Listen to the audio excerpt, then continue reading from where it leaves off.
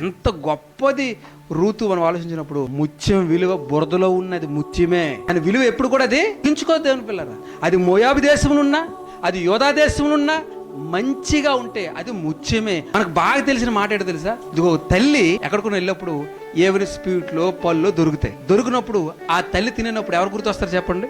పిల్లలు గుర్తొస్తారు.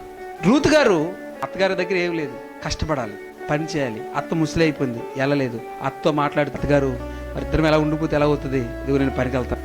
అలా వెళ్ళేటప్పుడు పొలంలో ఏరుకున్నప్పుడు బోయాజు వచ్చి కొన్ని తినడానికి పేలాలు ఇస్తారు, రొట్లు. తింటున్నప్పుడు ఆమె ఏం చేస్తుంది తెలుసండి? సగం తింటుంది, సగము దాస్తుందండి. చూడండి, త్యాగం కనిపిస్తుంది, ఆమె సహనం కనిపిస్తుంది, మంచితనం కనిపిస్తుంది. అలాంటి జీవితాలండి. ఎప్పుడు కూడా మనలో చెడు ఆలోచనలు, చెడ్డవి మన పేరు నిలబెట్టదు.